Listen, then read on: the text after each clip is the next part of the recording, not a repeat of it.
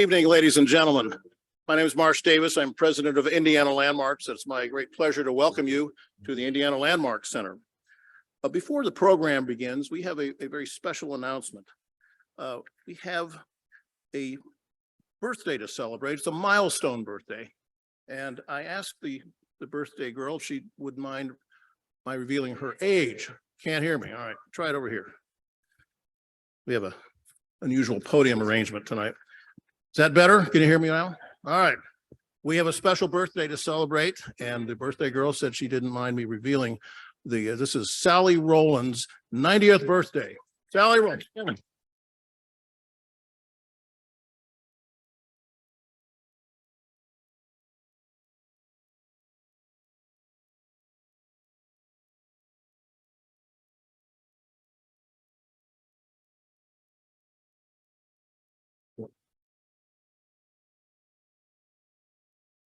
Sally's a great champion of historic preservation, civic business leader, and on the board of directors of Indiana Landmarks. Happy birthday, Sally. Thank you. All right. And now for the main event. This is a perennial phenomenon which has attained legendary status in Indianapolis. The annual illustrated lecture on architecture by Dr. James A. Glass. But first, a brief word of housekeeping. First, what? Oh, I got it. Hold on. First, please silence your cell phones. Thank you that was a good cue. Beat me to it. Second, someone in the audience has lost a key fob to a BMW. So please don't take the car. If you find a BMW key fob, what? You got it? Yeah, come on. Me? No. Please return it to the desk out front, and the owner will be very grateful. If not, I'll have to give them a ride home. Also, for Zoom participants, please type your questions in the question and answer box, and they will be answered as time permits. Also, for Zoomers, Dr. Glass from time to time will be using a laser pointer, and unfortunately, the technology does not sync up with people on the Zoom screen. So just pay special attention, and you'll know what he's talking about, even if you don't see the laser pointer. Dr. Glass needs no introduction to this audience, but a quick refresher. Jim is a preservation veteran at the local, state, and national levels. He is a preeminent historian of the historic preservation movement in America. He has served as the Deputy State Historic Preservation Officer for Indiana twice and directed the Historic Preservation Program at Ball State University's College of Architecture and Planning. Jim is currently the principal of Heritage Preservation and Heritage Consulting, LLC, and is the author of an upcoming book on Indianapolis architecture, 1820 to 1920. Tonight, Dr. Glass resumes his exploration into Indianapolis architecture, this time focusing on residential architecture in Indianapolis, 1820 to 1920. So fasten your seatbelts and get ready for 100 years of architectural history in 59 minutes. Please welcome my good friend and esteemed colleague, Dr. James A. Glass.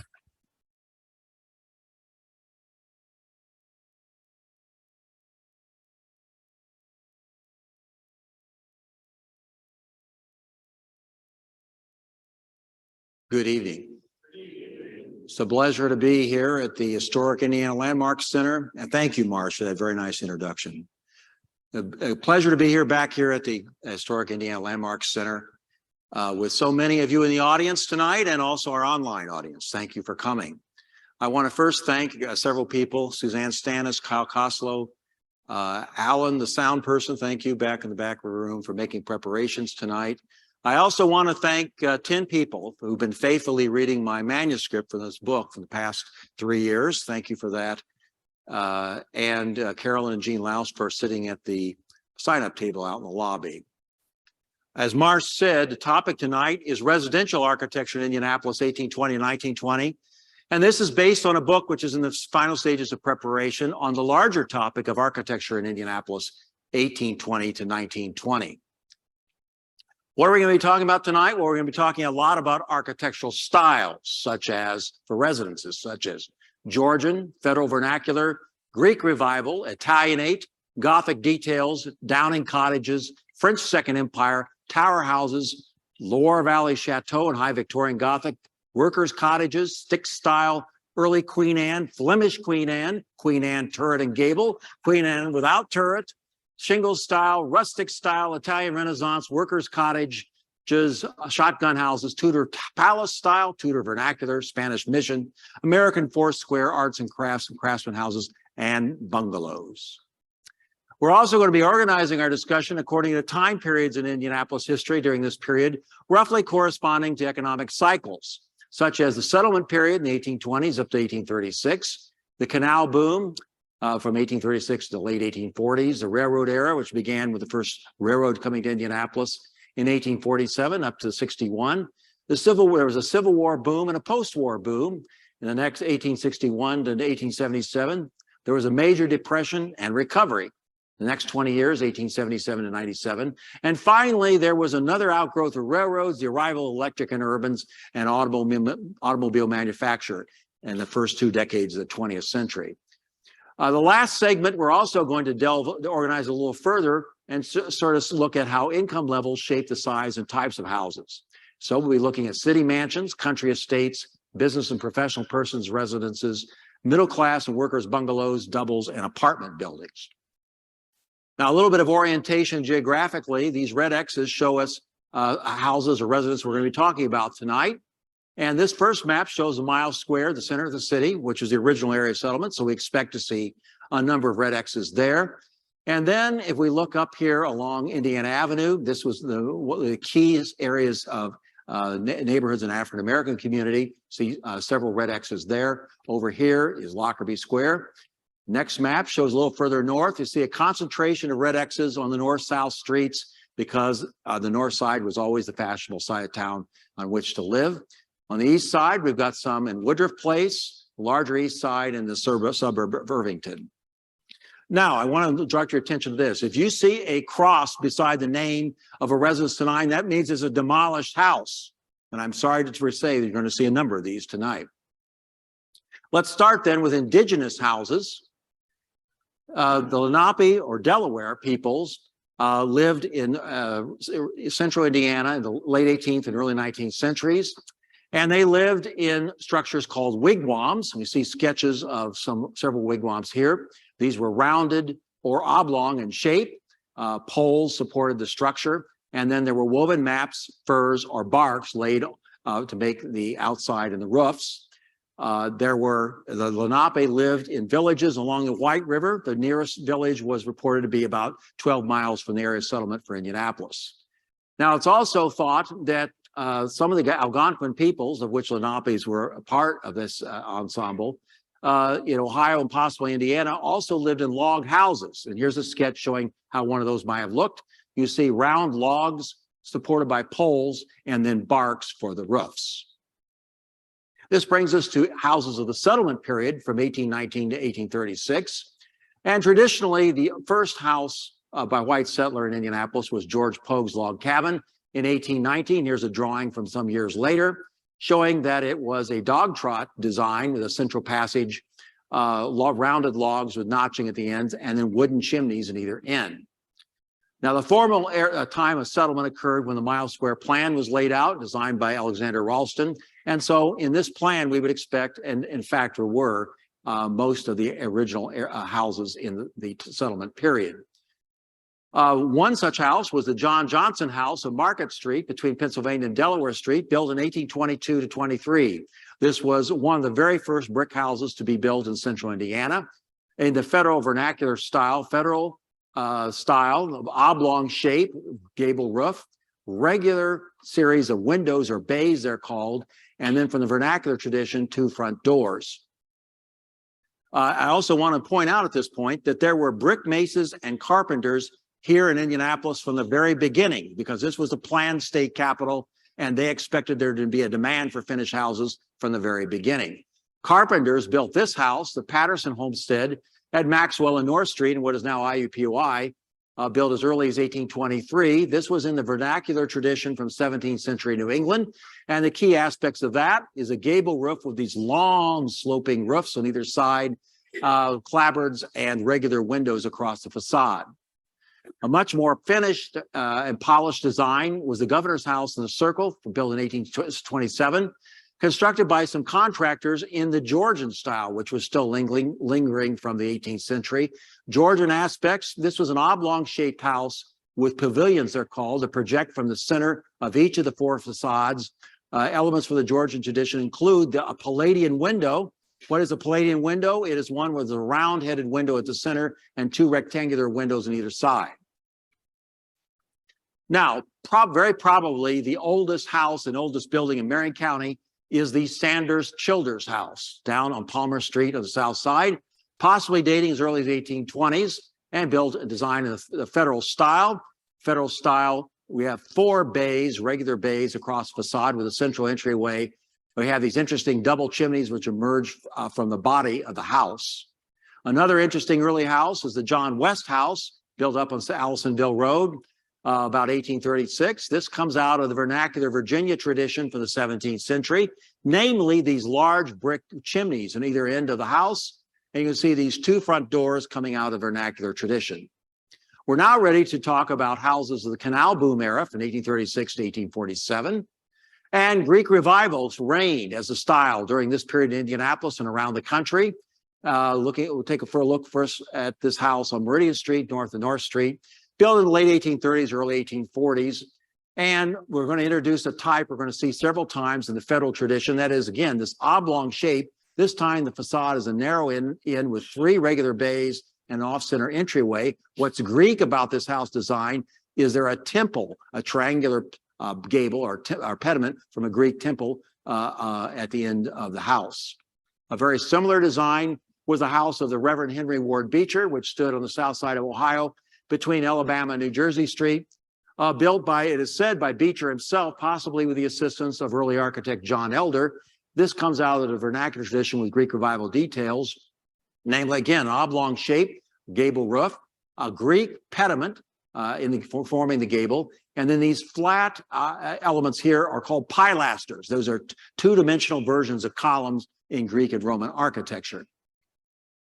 Now, let's move to houses of the railroad era. Again, the first railroad arrived in Indianapolis in 1847 and set off a period of expansion. And let's look at some examples of houses, such as the Ovid and Elizabeth McEwitt Butler House at 13th and Park Avenue, built in the late 1840s with Federal and Greek revival elements. What are the Federal elements? We have an oblong shape with a gable roof. We've got regular windows or bays across the facade with flat, these are called stone lintels, over the windows. What are the Greek elements? A pediment over the entryway and these rough brick pilasters along the facade. A more polished design was the double house built by U.S. Senator Oliver Smith on the southeast corner of what is now Capitol in Ohio in the early 1850s. This exhibits Federal, Greek revival, and some Italianate details. Federal, namely this oblong shape with 6 regular bays across the facade with flat stone lintels. Greek element is the pediment on the end.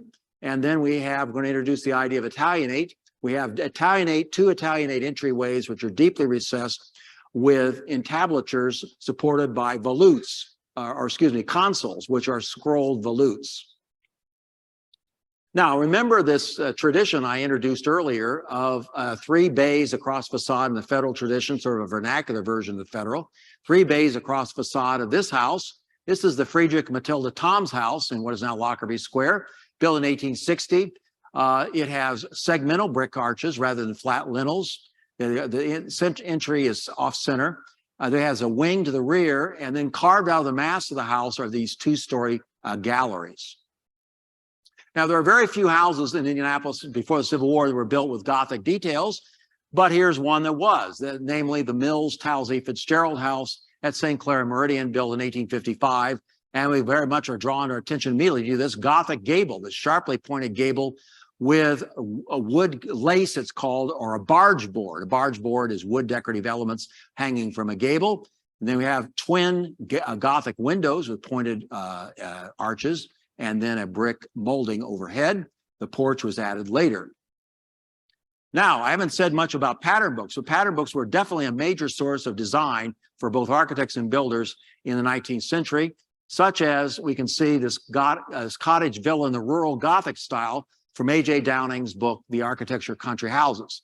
And if we look at that central gable, it's very much like what we just saw in the Fitzgerald house, isn't it? Pointed gable with a barge board hanging from it, and then the two twin Gothic windows. Here is a delightful, it's called a Downing cottage. That is the Reverend David and Mary Alfred Stevenson house, which stood at the corner of 9th and Illinois Street, built about 1855 or 1856. This is based on a cottage design, another one of Downing's books on cottages. What are the elements of it? Well, you have twin Gothic windows here enclosed by what is called a Tudor dripstone from Tudor architecture. We have more of these barge boards, very similar to the Fitzgerald house, projecting bay window here, more from the Italianate style, and then board and batten siding on the house. I want to introduce the Italianate style more formally now.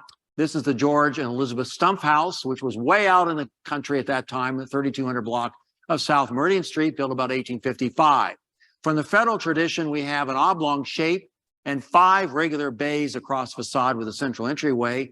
What's Italianate are these round-headed windows, and then other key elements of Italianate style are a hip roof rising to a platform, and then these projecting cornices supported by brackets. This brings us to houses of the Civil War boom and the post-war boom from 1861 up to about 1877. We're going to begin with the Italianate style, more developed versions of the Italianate style. And we can do no better than to start with the elegantly proportioned Henderson Vinton Pierce house, which stood at 14th and Meridian Street, built in the early 1860s. Francis Costigan, the master architect from Madison, Indiana, was the possible architect. You see what the type of Italianate design being used here. The architect has projected forth a pavilion at the center. Italianate elements, a round-headed window with its elaborate stone molding. Below it is a round-headed entryway. At the very top is a Greek pediment, very much in the Italianate style, as this projecting cornice supported by these elaborate brackets. And then finally, from the Italianate style, we have these stone quoins. Now, take a look at the first floor plan of this house, typical of the layout of many upper income houses of this period. We see this house had a central hallway flanked by a parlor and a library, the dining room to the rear of the parlor, and then a kitchen at the rear. Now, this is, I think, my favorite house of the 19th century Indianapolis. This gorgeous house, the Hasselman Fondley House, stood at the corner of Vermont and Meridian Street, built between 1864 and 1867, and designed by the master architect from Madison, Indiana, Francis Costigan, who arrived in this city in 1850. What is Costigan's design? Well, this house is absolutely symmetrical. There's these two projecting bays, 2-story projecting bays are called, that are symmetrical. They match each other. At the center is an elegant entryway with Corinthian pilasters. In Italianate style, you've got round-headed windows with elaborate stone moldings, these delightful linked circles in stone forming decorative elements. And then at the very top, the key elements of the Italianate style, projecting cornice supported by these brackets. And then at the center of the roof, Costigan has placed a cupola, which admitted natural light and fresh air to the interior. Now, if you go to the Indiana Historical Society Library, you can enjoy this drawing by Costigan, was believed to be by Costigan, of this elegant house. Another Italianate house with an asymmetrical design is the Browning Burford house that stood at 1330 North Meridian Street, built in 1872 and designed by another master architect, Joseph Curzon. And what Curzon did is he has a 2-story projecting bay here with limestone covering. It is not answered on the left side, so it's asymmetrical. On the left side, we have round-headed Italianate windows with stone moldings, a nice segmental pediment over the entryway, and then the Italianate cornice and a hipped roof. Now, over on Delaware Street nearby, an up-and-coming lawyer, Benjamin Harrison, and his wife, Caroline Scott Harrison, in the mid-1870s, built this house at 1230 North Delaware Street and hired an architect of German extraction, Herman T. Brandt, to design it.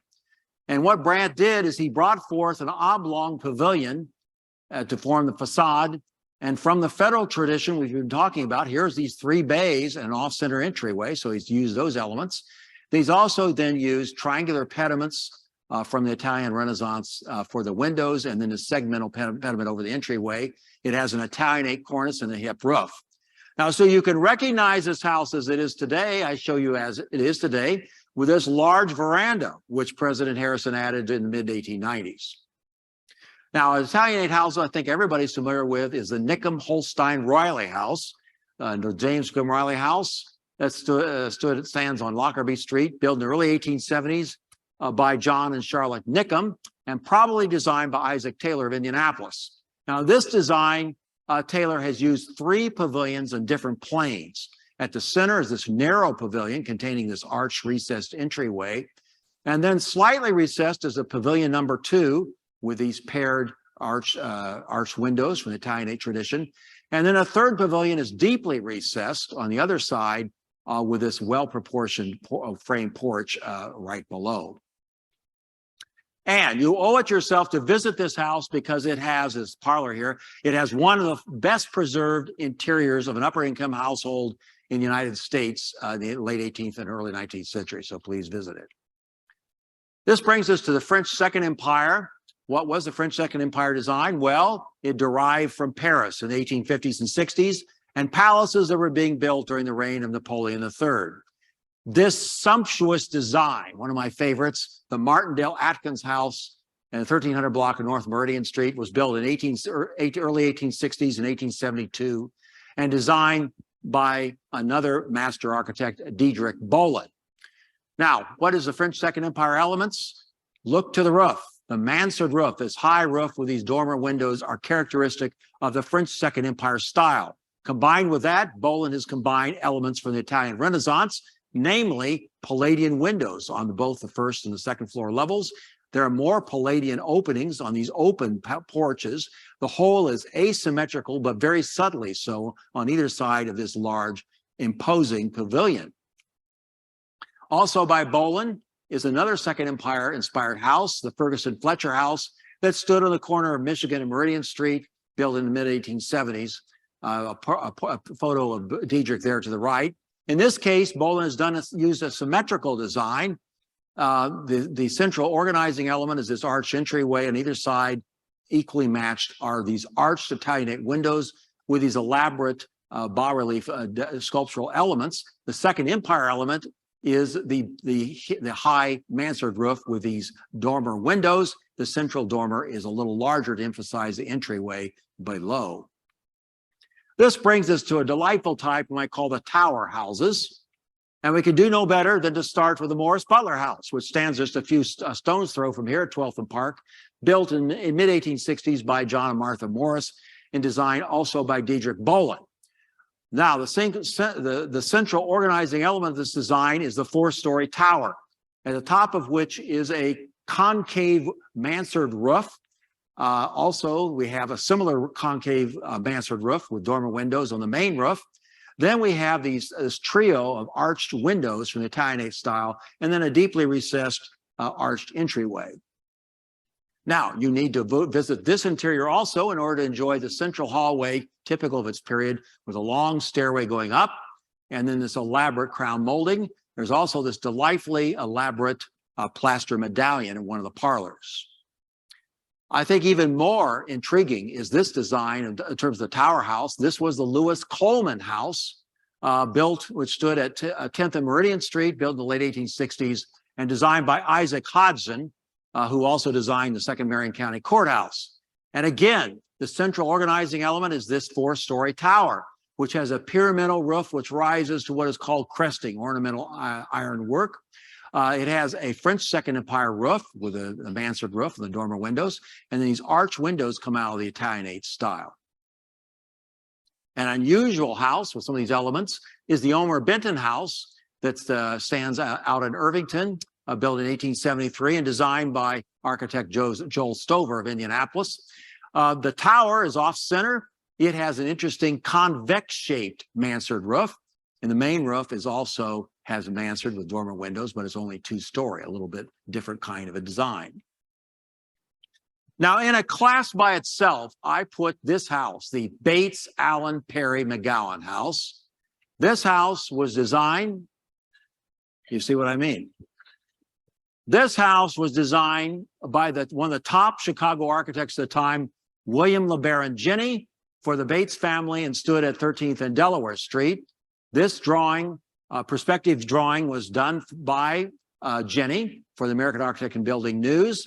We're looking at the north side of the house, and he drew elements from the French royal chateau of the Loire Valley in France and the high Victorian Gothic, which was an up-and-coming style sweeping the country in some sectors with popularity. What are the Loire Valley elements? There are these towers with conical roofs. In between are sharply pointing Gothic gables on these dormer windows. These are elements out of high Victorian Gothic. The other element of high Victorian Gothic is the use of polychromy, that is, using permanent materials such as brick and stone for color accents. Now we're going to look at the south side of the actual house as it was built, and you can see one of the fascinating elements is this very large turret with these oversized dormer windows which come through the cornice line, and then the use of brick and stone. This rambling veranda and porte cochere, quite an extraordinary house. Now, we've been talking up to this point in the 1860s and 70s about brick and stone houses. We're now going to look at some frame houses from this period, such as the James Woodruff House that stood at the corner of Cross and West Drives in Woodruff Place. Woodruff Place, of course, was laid out by James Woodruff. He built this house between 1874 and 76. And it was also designed by William LeBaron Jenney. We see a picture of Jenney there to the right. He used what we might call stick style and early Queen Anne massing and details. Stick style denoted exposing the vertical and horizontal elements of the structure of the house on the exterior, such as we see in the main body of this house, and also in this very large gable. And then in the tower, the structure is exposed and also used decoratively as a decorative element. Early Queen Anne massing is asymmetrical massing of the various pavilions and a use of a picturesque silhouette, all elements that are present in this design. Now, a house that also has elements of the stick style is the Townley Metzger House, which still stands in the 1500 block of Broadway, built in 1876 to 77 and designed by an Indianapolis architect, Charles Wallingford. The stick style elements we see are these exposed elements of the structure used decoratively. Also, stick style is this flat two-dimensional barge board. Again, a barge board is wood decorative elements hanging from the gable, and then the shed dormer, which comes out of English vernacular architecture. Now, I think everybody who drives north on Delaware Street has seen this house and admired it. This is the Kipper House, built by the Pearsons in 1873.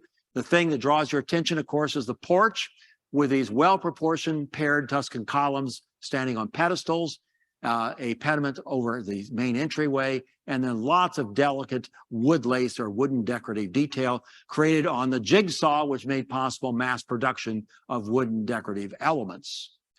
This is a very large frame version of an Italianate house, and I think you can see the formula that was used in the Harrison home of a two-story pavilion being brought forth with 3 bays across the facade and off-center entryway has been used by the architect for this house, together with these immense oversized decorative brackets supporting the cornice. Now, for a lower income middle-class household, there's an example is the Ovid Dyer and Martha Meek Butler House that stands on 600 block of East 13th Street, built in 1872, probably following a pattern book design, but it has all the essential Italianate elements. This brings us to workers' cottages. And I should have said before that there were far more workers' cottages built in each of the periods of time after the Civil War than any other house type. So let's look at some examples in Lockerbie Square, such as the Holler House on Park Avenue, built by a plasterer, George Holler, in 1863, following a pattern book design for workers' cottages. This is a 2-story cottage. It is 1 room wide, only a couple rooms originally deep. The porch was added later, and there are elements of this that are very similar to the Shotgun House, which we're going to be talking about a little bit later. Right across the street is this house, the James Pierce House. James Pierce was a teamster, and he built this house in 1864 with stick-style details. You see these exposed structural elements used decoratively, and then there's a flat tie beam, it's called, that hangs from the gable.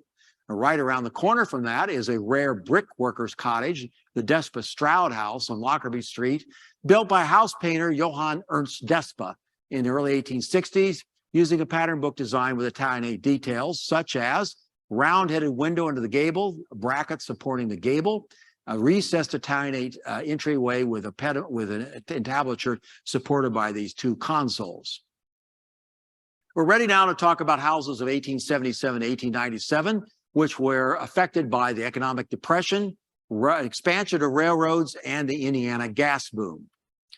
We're going to talk first more stick style. This is another one of my favorite houses, the Boyd Love House that stood at 18th and Meridian Street, built in the late 1870s and designed by Charles Wallingford with stick style and early Queen Anne features. Stick style, again, the structural elements are exposed in a decorative fashion in this pavilion and in this front pavilion. As a high French roof, the early Queen Anne elements are an asymmetrical massing affected or shaped by this high French roof and these delightful dormer windows with pointed gables. The porch was added later. And I just have to show you this wonderful curving spiral stairway that stood in this house. And then the creator, Charles Wallingford, a picture of him there to the right. Now, I've been talking several times about early Queen Anne, so let's define it. And we're also going to be talking about a lot of other varieties of Queen Anne. Early Queen Anne was heavily influenced by the work of an English architect, Richard Norman Shaw in England. He built country houses such as this one, built in 1873. What are the elements of his design, his early Queen Anne design? Namely, asymmetrical massing. You can see these pavilions coming out at different angles with gables. Another one with a faceted roof. They are these very tall chimneys, almost used as sculptural elements in the design, all picturesque kind of silhouette. So those are essential elements. And Indianapolis, we can see a house immediately that's influenced by some of these ideas, namely the Emery Ayres house that stood at 1204 North Delaware Street, built in the late 1870s by a Boston couple, George Emery and his wife, and designed by a Boston architecture firm, Ober and Rand. Ober and Rand have asymmetrical massing in the early Queen Anne style, with this prominent gable with a barge board tie beam hanging from it. It is not answered exactly. It's not symmetrical because it has a pavilion over here with a faceted roof. It's different. Also, you can just barely see the top of a tower with a conical roof. On the north side, there's also a small porch with turned post. The whole is a brick structure with limestone used for decorative elements.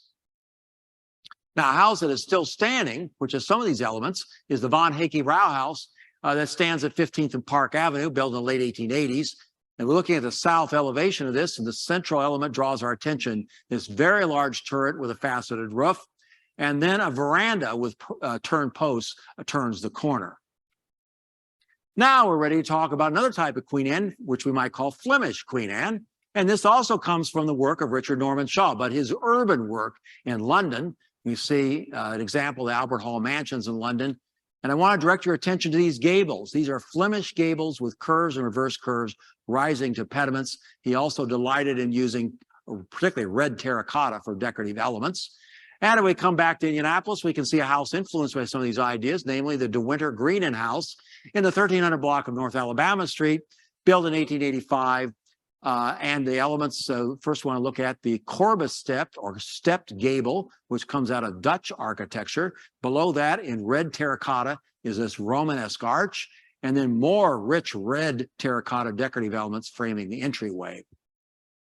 Another house which has a Flemish gable is the Chenal Miller house that stood at 13th and Central Avenue, built in the late 1880s, and designed by very talented architect Bernard Vonnegut. And what Vonnegut has done, he's used the massing of an Italianate house in the cornice, but at the center, he has a Flemish gable with curves and reverse curves rising to a pediment. Now we're going to talk about Queen Anne, one of the more popular types. We might call this the turret and gable type. And here's an example, namely the Friedrich and Mary Ludemann Ruschkaup house on Dorman Street, built in the early 1890s and designed also by Bernard Vonnegut. Here's a picture of Vonnegut. And when you look, indeed it does, has a gable with a Corbus stepped outline on the left, balanced by this tower with a faceted roof, and then a spacious veranda, which Vonnegut wrapped around the front and one side. These such verandas were becoming increasingly popular in the 1890s. This house was one of the most substantial built in this period. Unfortunately, it's still with us. That is the Schmidt McCullough Mouse Schaff House at 1410 North Delaware Street, built in the early 1890s, and designed probably by this man, Adolf Scherer, in the picture you see here. And it does have the turret and gable elements, namely this very large three-story turret with a faceted roof, answered by a smaller gable coming out of influenced by the work of Richard Norman Shaw and his urban work because it has rich red terracotta sculptural details. It has this unusual veranda and a Romanesque arch. Now, so that you recognize this house as it is today, I show you it as it is occupied for the last 100 years by the Indianapolis Propylaeum. And notice there's no tower, no turret. It was squared right after 1900, and the porch was completely changed, but a very wonderful and historic house.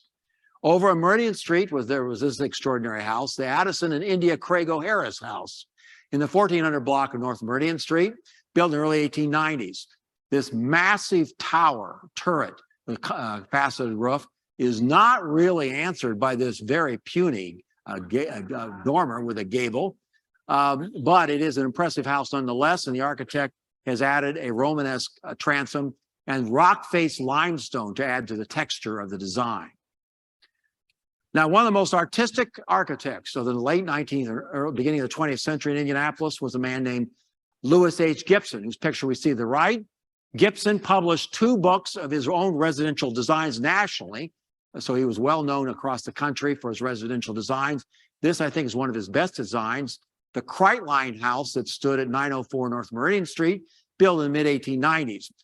Now, what Gibson has done here, he's taken the tower turret, 4-story turret, but instead of being on the facade, it is in the center of the side elevation, and there's this very large gable on the facade.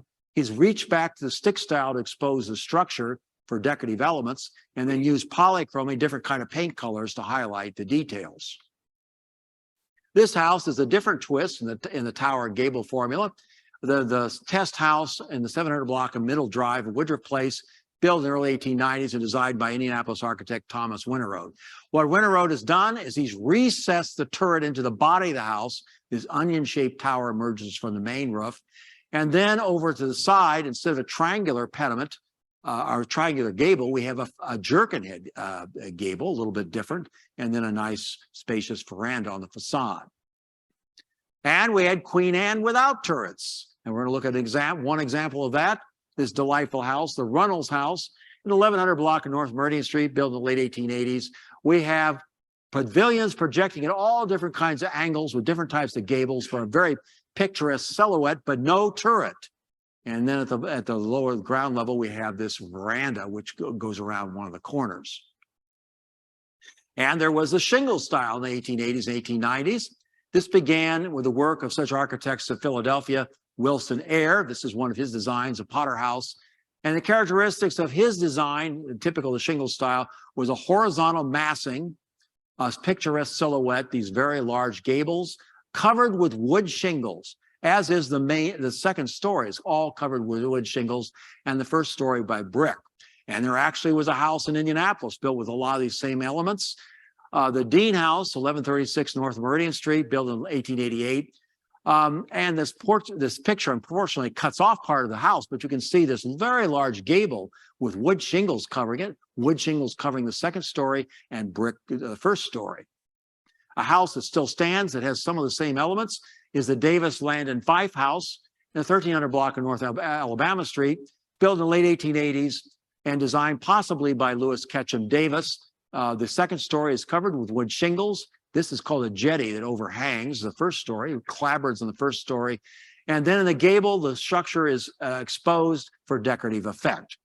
A different kind of interpretation of wood shingles, the shingle style, is the Thornton House that stands on the 2000 block of North Delaware Street in what was called at the time Morton Place, built in 1896, and designed by a new architect in Indianapolis, Herbert W. Foltz. What Foltz has done to make them for the focal point is this gable with a gambrel roof shaped, 2 slopes.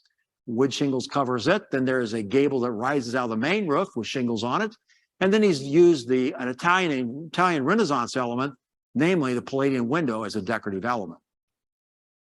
This brings us to what we might call the rustic style. This began with the work of the famed Boston architect H.H. Richardson, with such designs as the Ames Gate Lodge in Massachusetts. For the rustic style, Richardson used the idea of using large field stones to compose the exterior walls and the turret of this gate lodge, and then this immense Romanesque arch. And if you look at this, really, the idea seems to be a merger of the house and the landscape around it. And these ideas were picked up by an Indianapolis architect, namely John H. Stem, for his design of Lombardy, the house built by magnate John T. Brush in the 3500 block of East Washington Street between 1893 and 1896. And here is a drawing of Stem, hard at work at his drawing board. What he did, he used field stones for the first story and the foundations of this porch. Second story is stucco covered, as is the third story. It's an asymmetrical kind of design. And we go inside, we see more influence of rustic ideas, namely this immense mantle composed of field stones, rough field stones surrounding the firebox. Another Stem design in the rustic style was the house that he designed for Hilton and Jenny Brown out the 5000 block of East Washington Street in the suburb of Irvington, built in 1892. In this case, again, we see field stones composing the first story and the foundations of the porch. On the second story, it is covered by terracotta clay tiles hanging on the facade, orange in color, introducing differences in texture and color to this house. Now, I've mentioned Italian Renaissance several times. It was somewhat fitfully used for residences in Indianapolis, but as early as 1860s, this wonderful design was built. The Morrison House on the site of the Columbia Club on the Circle, built in the early 1860s to 62, 63. What is it based on? It's based on Italian Renaissance palaces or palazzos of the 15th and 16th centuries. And the essential elements from these palaces are rusticated stone blocks on the first story. What's rustication? Stone blocks with beveled edges. Also, this rounded entryway, which is an Italian Renaissance element. The second story is dominated by these Corinthian pilasters, two-dimensional versions of columns. And then finally, this cornice, which is supported by consoles, an Italian Renaissance idea. Now, the Italian Renaissance sort of slumbered and then came back into force more in the 1890s, particularly through the work of the New York architecture firm McKim, Mead & White. We see their Metropolitan Club of New York, built in the early 1890s. And Renaissance elements are the stone rusticated blocks on the first floor. We have stone coins from the Italian Renaissance on the corners. The windows have entablatures supported by consoles, and consoles also support the projecting cornice, all Italian Renaissance palace elements. And if we come back to Indianapolis, we see the influence of this immediately in the Bishop's House that stands at 14th and Meridian Street, built by the Catholic Diocese of Indianapolis in 1892 and 93, and designed by several New York architectural firms headed by W.W. Renwick. And what Renwick and company have done, they've used rusticated stone blocks for the first story, these delicately proportioned ionic columns supporting the porch, a triangular pediment over this window, and then consoles supporting the cornice, all Italian Renaissance elements. Across the street was one of the most elegant Italian Renaissance houses I think ever designed in the city or the state. This was a house built by Colonel Eli and Mariah Sloan Lilly at 1420 North Meridian Street, built in 1894, and designed by Bernard Vonnegut of Vonnegut & Bone. What Vonnegut has done, he's used rustication of stone blocks for the first story, delicately proportioned ionic columns to compose this porch. And then drawing from Italian Renaissance palaces of the 16th century, we have alternating triangular and segmental pediments over the second story windows. And then the focal point of the facade really is this tower with this wonderfully detailed Palladian window, all in limestone. This brings us to a new residential building type, which appeared in Indianapolis about 1890, that is apartment buildings. Let's look at a couple examples of early apartment buildings. The earliest one I've been able to find is this triple apartment flats building in what stood at the 500 block of North Illinois Street, built by Matilda Miller Grubbs in 1891 and designed by Indianapolis architect John J. Thurtle. This is actually 3 row houses designed to look to some extent like one building. This row house has a rounded turret with a conical roof, and then Romanesque arches framing the porch. The other 2 flats, or row houses, I should say, are topped by pointed gables, very much like the work of Richard Norman Shaw's urban work. John Thurtle also designed this building, the Blashurn Apartments, a well-known apartment building in the 1890s, standing at Vermont and Meridian Street, and built by General Lew and Henry Wallace between 1894 and 96. Now, what Thurtle's used here is from Queen Anne architecture. At the very corner, you have this rounded turret.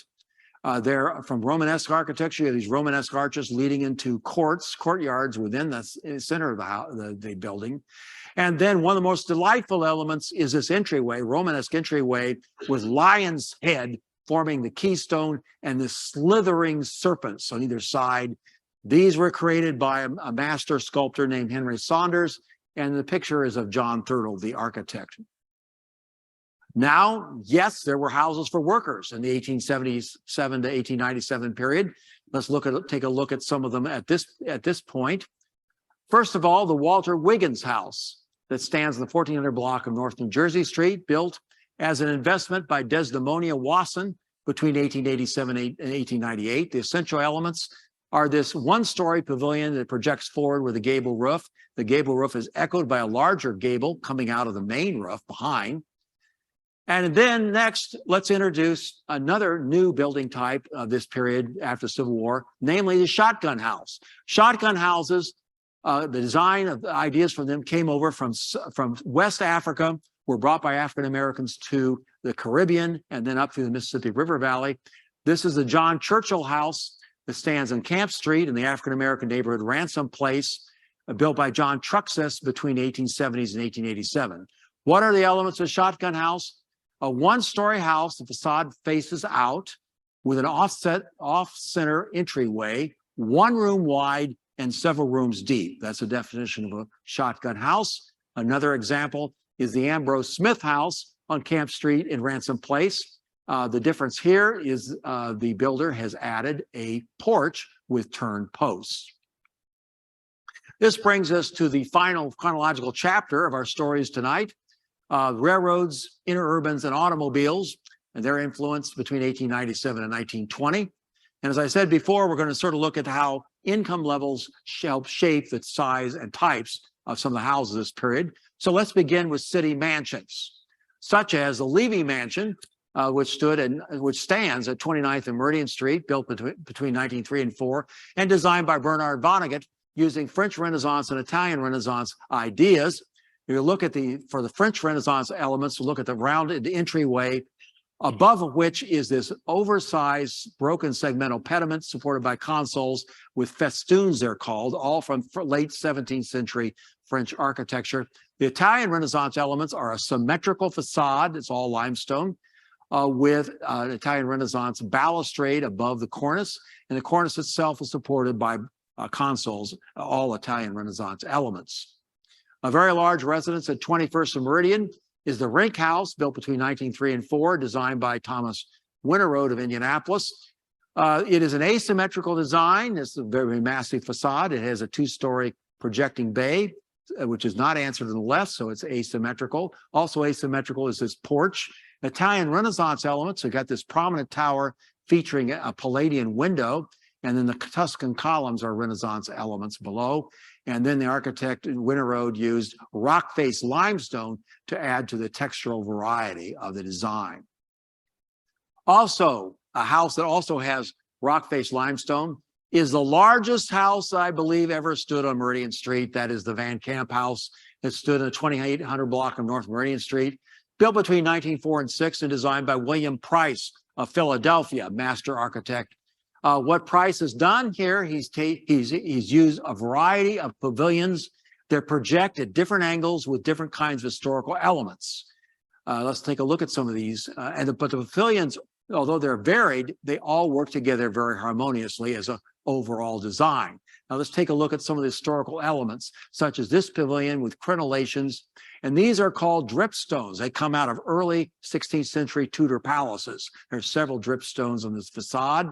Also, these gable-fronted pavilions comes also out of Tudor palaces of the early 16th century with dripstones. And then Italian Renaissance element are the arches of this porch, a really wonderful, elegant design. Different in its concept altogether is this house, the Meredith and Eugenie Nicholson House in the 1500 block of North Delaware Street, built 1902 to 3, and designed by Indianapolis architects Folsom Parker in the Georgian style. That is, they drew elements from both early Georgian and mid-Georgian in the 18th century. What's Georgian about this? The absolute symmetry of this facade. You've got 6 regular bays across the facade, symmetrically disposed around a central entryway.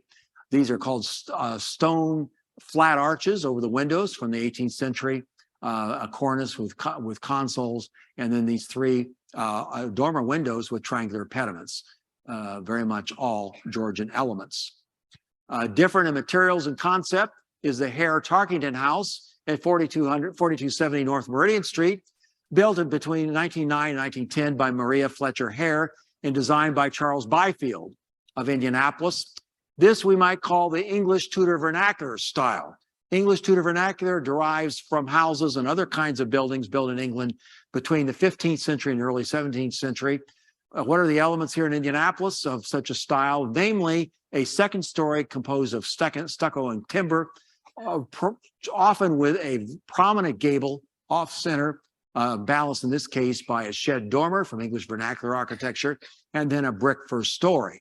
Now, if you want to find the antecedents of this, look no further than the Queen's House in the Tower of London, built in 1530. And aren't we looking at some of the same elements, namely stucco and timber on the second, third stories, a series of gables with stucco and timber, and then a brick first story.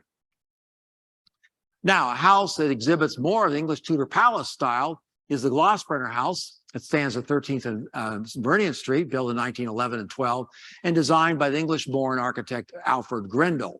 This is an asymmetrical, picturesquely massed house with a lot of details from English Tudor palaces, namely these gables with these dripstones from early 16th century, on multiple different levels, also oriel windows, which comes out of English Tudor palaces, in addition to which the solarium and the porte cochere have crenellations and step buttresses, all out of English Tudor palace architecture. The Italian Renaissance lingered in different forms. One of the master architect, Howard Van Doren Shaw of Chicago, designed this house for Cornelia Cole and Charles Fairbanks at 30th and Meridian Street between 1911 and 13. And what Shaw has done is a very original Italian Renaissance design. Is on the first story, he has created a stone screen, we might call it, composed of these paired flat Ionic pilasters, 2-dimensional versions of columns, a central arch entryway with more pilasters. The facade itself is symmetrical in the Italian Renaissance tradition, hip roof, and then another Italian Renaissance element is this arched window in the solarium. Another house with Italian Renaissance elements is the house that former Mayor Thomas Taggart and his wife Eva Bryant Taggart built in the 1300 block of North Delaware Street between 1912 and 13, and designed by Frederick Wallach of Indianapolis, with the advice of the Taggart's daughter, Lucy Taggart, who was an artist who'd been in Italy, and she wanted Italian elements. So Wallach obliged. This house is symmetrical in the Italian Renaissance tradition. It has round-headed windows on the first story, and then these Ionic columns supporting the porch. Well, we've been talking about wealthy people designing houses on streets. Now let's look at some of the ultra-wealthy built country houses and country estates, such as the David and Hesse Maxwell Perry House on Spring Hollow Road. It was called Golden Hill, built between 1904 and 5, and designed by John H. Stem in the rustic style. In this case, field stones were actually hauled from the surrounding estate to build the exterior walls of the first story in these immense Romanesque arches. Contrasting with that is this brick second story with brick tooled brick without any decorative elements on the windows. This house is, I think, in a special category, the Frank and Harriet Githens Wheeler House and what is now Marion University, built between 1911 and 14, and designed also by William Price of Philadelphia. Now, by this point in Price's career, he was designing historical elements with abstracted versions of historical elements using buff brick and really doing a foretaste to what we might call modernism. As this house exemplifies these characteristics. He has several pavilions with a variety of treatments of the roof lines, but they're brought together in a harmonious massing. The abstracted historical elements are this immense bungalow kind of roof, which comes down from a high ridge just below this open porch, Romanesque arches are abstracted. On either side of the entryway, you have these abstracted step buttresses. And then for very lightly detailed decorative elements, he has sprinkled red terracotta in the buff brick, a really wonderful design by William Price. Nearby, he also had a hand in the design of the Allison House, which was built in 1911 to 14, and designed by two architects. Herbert Bass, the Indianapolis architect design, started designing it. He was fired and replaced with William Price by James Allison. The central elements here are prairie-style elements in this design, aren't they? The massing is horizontal with these very large hip roof for the main body of the house. And then the entry pavilion has a hip roof. And then for contrast, you have these paired limestone columns with Corinthian capitals.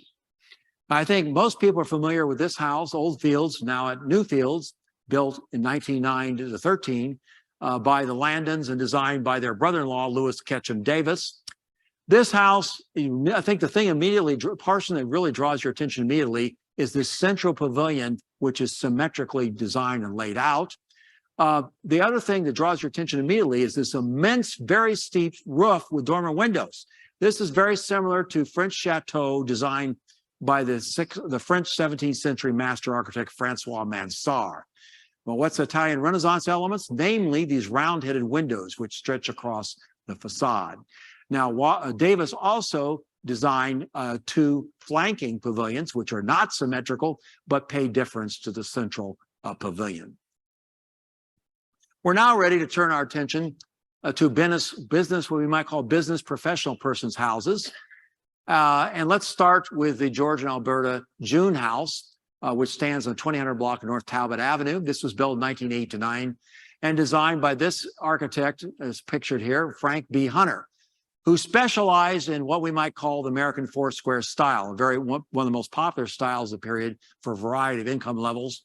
Elements as used by Hunter is an oblong shape with a hip roof with a dormer projecting from the front slope. The second story was usually covered with stucco, the first story with brick, and usually had a large veranda. Now, one of the most successful entrepreneurs and philanthropists in the early 20th century was Madam C.J. Walker. She moved to Indianapolis for manufacturing operations in 1910, and in 1910 bought a frame Italianate house on what is now Dr. Martin Luther King Jr. Street, and proceeded to build a substantial addition and a new facade for this house. We see the results of her work here. She's standing on the porch, and you see she's chosen American four-square style, which we can see in the hip roof, the dormer on the central slope of the window. The second story is very simply detailed, although the windows have brick arches, which is an element that goes back to the 18th century, and this very spacious veranda. A house that harks back to English Tudor vernacular architecture is the Brant and Helen McKay Steele House in the 800 block of East Drive in Woodruff Place, built between 1904 and 5, designed by Brant Steele himself, who was an architect and an artist. The stucco and timber elements go back to the English vernacular architecture, but you can see creative touches, such as a central gable, where Steele has used curves and reverse curves, and then an arch over the central gable. This at first appears to be symmetrical, but it's not symmetrical. If you look at the left gable, there's this large buff brick chimney, which merges out of the gable's roof. Different in concept is the William and Lala Bond Walker House that stands at 34th and Washington Boulevard, built between 1907 and 8 and designed by the prominent architecture firm Rubish and Hunter, drawing from both Flemish architecture and Greek classical temples. What's Flemish about it? Well, look at the gables, curves and reverse curves, the Flemish gable with limestone coping at either end. What's Greek classical elements? The entry porch has Greek Doric columns supporting an entablature and pediment from Greek Doric architecture. From Roman architecture are these Tuscan columns supporting the pergola and the very end. Now, there are very few houses in Indianapolis designed in Spanish mission style, but one house that was and is still with us, and I hope gets preserved, is the Burkhardt House in the 3100 block of North Pennsylvania Street in historic Meridian Park, built between 1909 and 10 and designed by Clarence Martindale.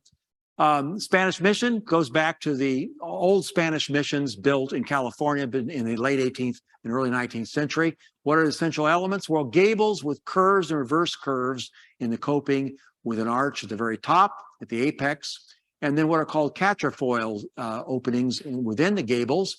And then Spanish Mission buildings and houses had stucco exteriors. Now, a movement that was beginning to sweep the country in the early 20th century was the English arts and crafts movement, which often combined and merged with the bungalow movement. A house which exhibits some of both is this house, the Wrecker House, that stands on Hawthorne Lane in Irvington, built between 1907 and 8. Now, this house design came out of the Craftsman magazine, published by Gustav Stickley, who was one of the primary promoter of English arts and craft and bungalow style in the United States. What are the essential elements of the bungalow, which is the main element we're seeing? This long sweeping roof that comes down from a tall ridge on the roof, punctuated by these 3 shed dormers for sort of a picturesque effect. And then this porch is carved out of the mass of the house. Now, bungalows were the probably the single most popular building type for certainly middle-class workers. And let's take a look at some of those. For a lower middle-class person, such as William Vogel, who was a clerk, was this house in the 800 block of Riley Avenue in the east side neighborhood of Emerson Heights, built in 1914 to 15 and designed by local architects Deppers and Myers. There were several variations of bungalows. One of the more popular was called California bungalow style. We see an example here. What are the elements of California bungalow styles? Well, steeply projecting gables supported by these oversized brackets. The front gable is echoed by the large gable over the main body of the roof. You see the architects also used field stones to compose the foundations of the porch and the piers. Workers' bungalows you can find in the 300 block of North Bevel Avenue, built by the Marion Home Building Company on the east side in 1911 and 12. Their architect they hired designed different designs of bungalows to sale to the workers. So there is variety. You see in this house, this steeply projecting gable from covering the porch, a recessed porch recessed in the body of the house next, and this large frontal gable on the third house. Now, the last 2 building types I want to talk about in this period were very much oriented to the rental market, and you might say many of them were aimed at providing affordable housing. First, doubles. Now, doubles as an idea goes all the way back to the 1850s, such as the Lewis Adam House in what is now Lockerbie Square, built in 1854-55. You see 2 front doors that led into the 2 separate units. Then the idea that the double reached a crescendo about the turn of the 20th century, became a very popular house type. This is the Gock King double, the 2100 block of North Pennsylvania Street, built between 1913 and 14 and designed by Indianapolis architect Charles Byfield. Now, it looks like Byfield was really designing this to look like a single family house, doesn't he? But it's actually 2 houses with the 4 square style, a hipped roof, dormer windows, stucco, second story, and brick first story with this large veranda. Apartment buildings, we might call this apartment buildings part 2, because in the early 20th century, there was an explosion in construction of apartment buildings, great demand for them. Take a look at this one. This was for more of the affordable housing range, the barrack apartments, in the 1300 block of Central Avenue, built in 1911 and designed by Indianapolis architecture firm R.P. Daggett and Company, with minimal decorative detail, just as terracotta insets in the parapet. What they really featured were these 2-story verandas for the tenants to enjoy the fresh air. For the carriage trade, there were towers like the Winter Tower, Winter Apartments, the 1300 block of North Meridian Street, built between 1914 and 15 and designed by New York architect Frank Bosworth. And what Bosworth has done for the detailing of this building is he's reached back to 15th century Italian palazzos for these oversized stone voussoirs that cover the entryway, round-headed windows on the second story, and then this immense Italian Renaissance cornice that projects from the top. Well, I hope this review has given you an idea of the rich variety of residential architecture in Indianapolis during its first 100 years, and will pique your curiosity to go out and look at some of the houses that we've looked at tonight. I want to close them by showing you the historical source of the historical sources I've used for this presentation.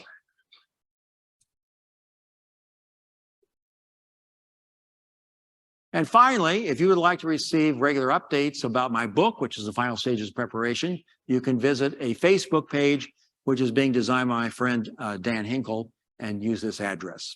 Thank you very much.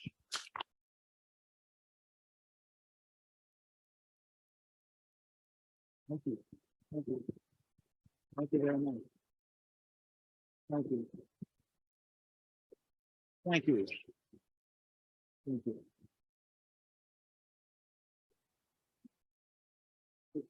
Okay. We have time for a few questions, if there are any. And Marsh has a microphone he can pass around. Hello, I was wondering if there were any particular architectural styles in this period that were more polarizing than others that people in the period did not like or had very strong opinions on, that might have been considered gaudy or tacky or otherwise. That's a very good question. One which I obviously have not pondered enough. I think aesthetic tastes are sort of illustrated by which types of designs and styles are most built in the largest numbers, aren't they? You know, I can tell you what people used to hate back in the 1950s and 60s were tower houses and Second Empire houses, the Addams family and so on. The people used to hate those, and those were excuses for demolition for many years of those houses. They're considered ugly, but tastes change. And I think there is an appreciation to be gleaned from almost everything we looked at tonight. Yes, Holly. Are there any row houses such as they have on the East Coast? You know, there may be 10 or 12 houses in a row that are all glued together. Okay, Holly's questions about row houses. Yes, there were row houses. I'm sorry I didn't have time tonight to get into much of that. There are some in the St. Joseph neighborhood. If some of you are familiar with that neighborhood, there's some row houses there. There's been a couple, there's been some researchers who found a very early version from the 1870s.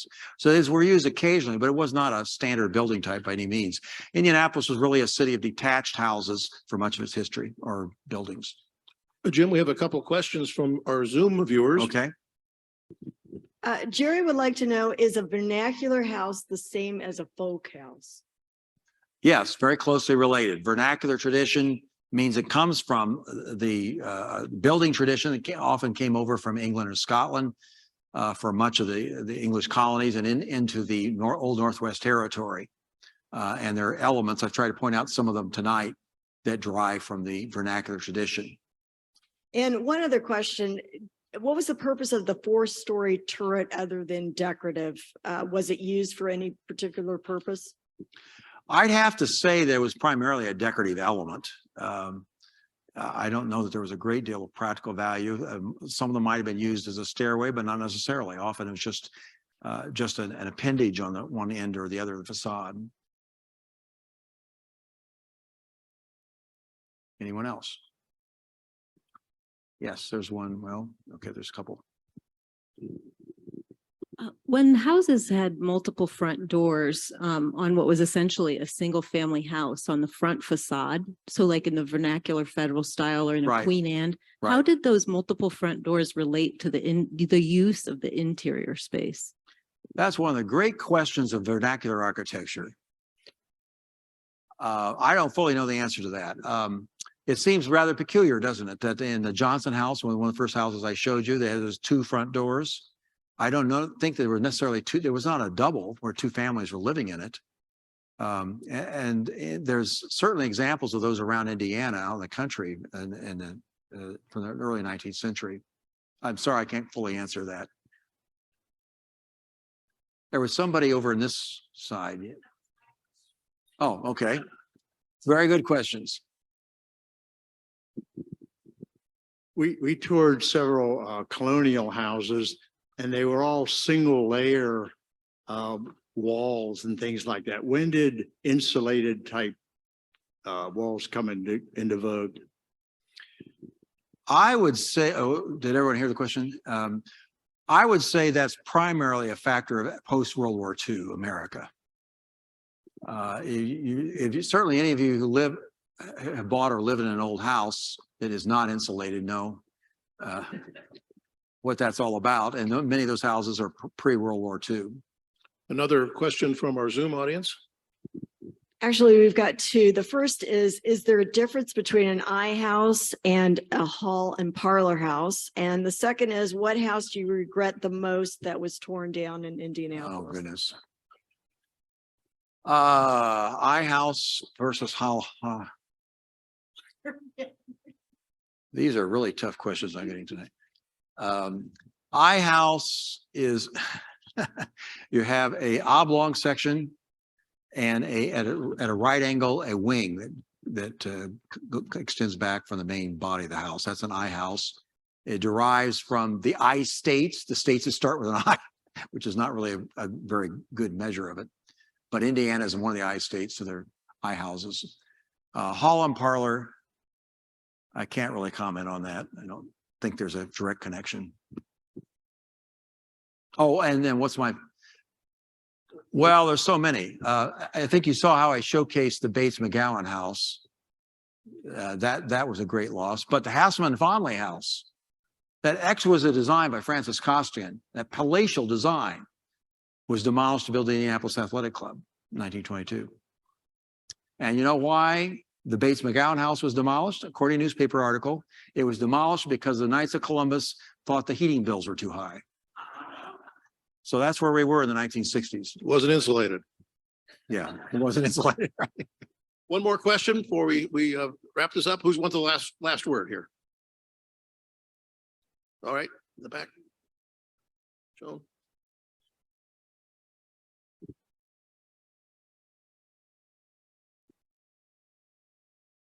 I noticed that you mentioned that Bernard Vonnegut was the designer and didn't mention Vonnegut and Bone. And I know Bone was actually an architect too and designer. So why does Vonnegut get all the attention? Was he actually known to be the main designer, especially in those early years? That's a good question. I interviewed his daughter, Irma Vonnegut Lindener, back in the late 1970s, and she said her father really preferred residential design. And so I inferred from that, that was really his preference. So I usually give him full credit for the residential designs, and maybe a little unfair to Arthur Bone, who certainly was trained and traveled in Europe and studied architecture. That's one of the big questions, that firm, is who designed which. But Vonnegut, and his daughter also told me he designed specific houses.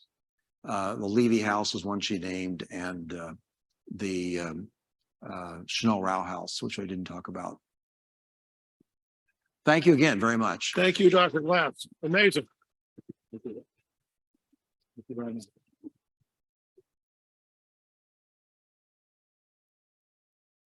Before you all leave, November 29th, we are having a program here on the history of St. Rita's Catholic Church, one of the great modern landmarks in our city.